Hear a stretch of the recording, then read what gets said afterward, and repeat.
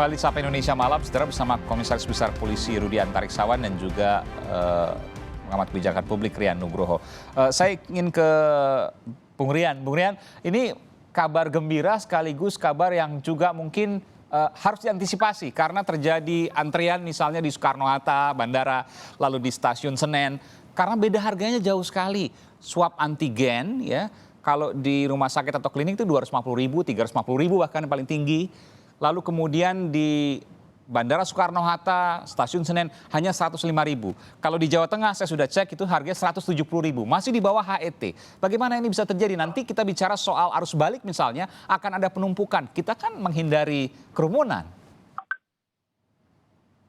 Oke, baik. Saya kira ini tidak susah dijawab. Jadi pengalaman saya waktu di Kementerian BUMN juga, dan saya tadi juga komunikasi dengan pimpinan di Angkasa Pura II. Jadi Pak Awal, sahabat kami. Jadi begini, sangat mudah. Jadi BUMN itu kan mereka sudah mempunyai sinergi ya. Jadi ini ada Angkasa Pura II, ini ada Kimia Farma, ada Bio Farma. Hebat saya mereka berkonsolidasi sehingga mereka memotong semua pengeluaran yang bisa di-slice sehingga itu mendapatkan harga, bahkan hemat saya itu disubsidi oleh BUMN karena ini disubsidi.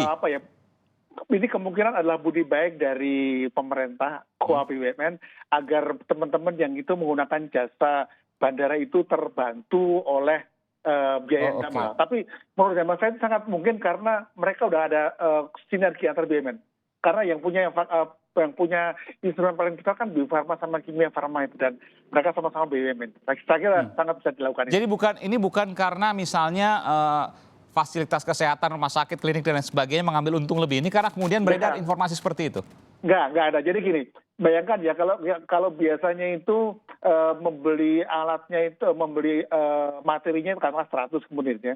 Kemudian dibawa ke sana ada biaya Rp20 gitu ya.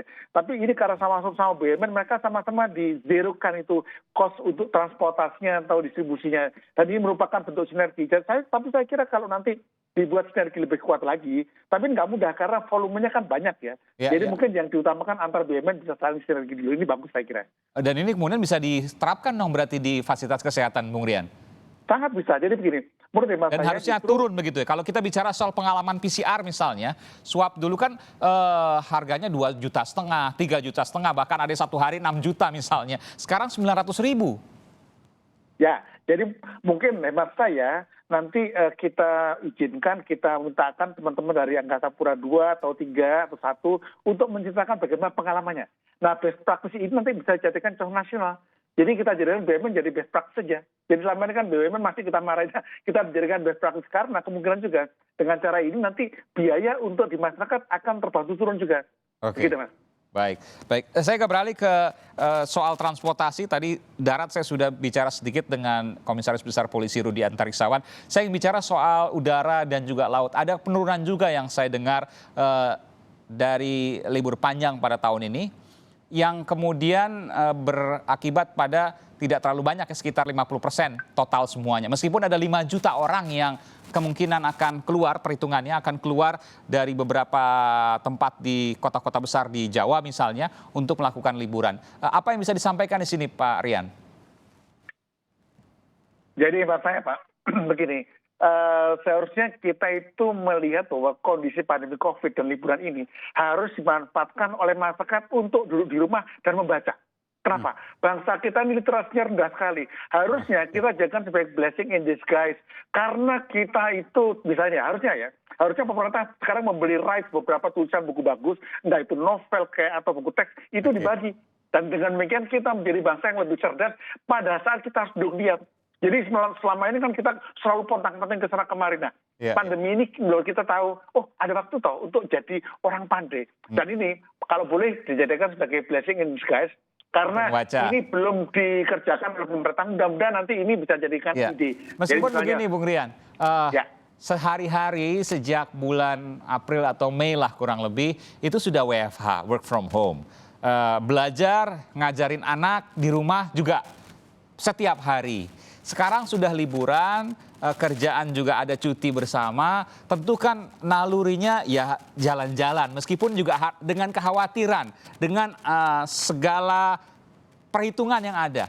Ini kan kalau seandainya liburan di rumah juga kan juga orang, ya gimana ya, Berat juga Karena begitu. begini, Ini kita bicara soal psikologis. kita masih bangsa Neanderthal. Di dunia digital, belajar itu bukan cuma belajar yang formal. Makanya saya pun sekarang membuat yang namanya kuliah S2 pasca sarjana untuk public policy for free. Itu 400 orang yang ikuti, dan itu nggak ada yang bosan. Dengan demikian, pertama kita harus menjadikan yang namanya belajar menjadi sebuah kultur. Ingat loh, Pak Jokowi bilang itu belajar bukan sebagai sebuah tradisi, tapi kultur loh. Kedua, bagaimana yang namanya Dikbud itu menyiapkan program pelatihan bagi para guru-guru ya, bagaimana edutainment ini. Jadi yang pasti adalah yang namanya bekerja pun dilatih bagaimana bekerja itu lewat digital menyenangkan. Jadi bekerja jadi proses belajar.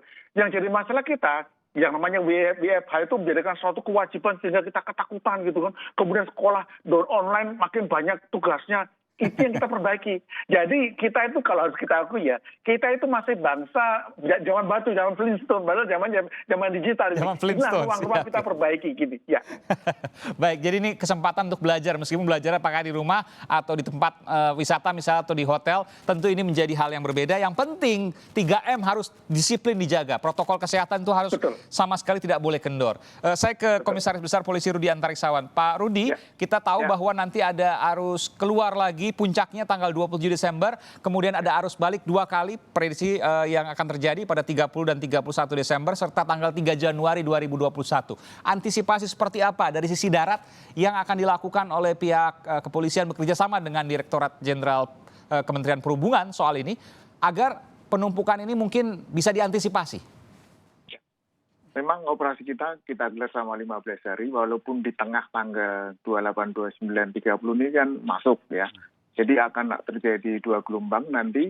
Untuk prediksi kembali pertama nanti pada tanggal 27. Sudah kita antisipasi tentunya dengan melaksanakan skenario rekayasa lalu lintas yang mulai dari kilometer 66. Ini yang paling krusial karena di situ pertemuan antara yang dari Cipali dan dari Cipularang, dari Bandung maupun yang dari Jawa Tengah. Kita lakukan nanti kontraflow, kemudian juga buka tutup di rest area terdekat ke rest area 62. Ya. Itu juga kita buka tutup karena rest area pun jelas 50% ya kapasitasnya.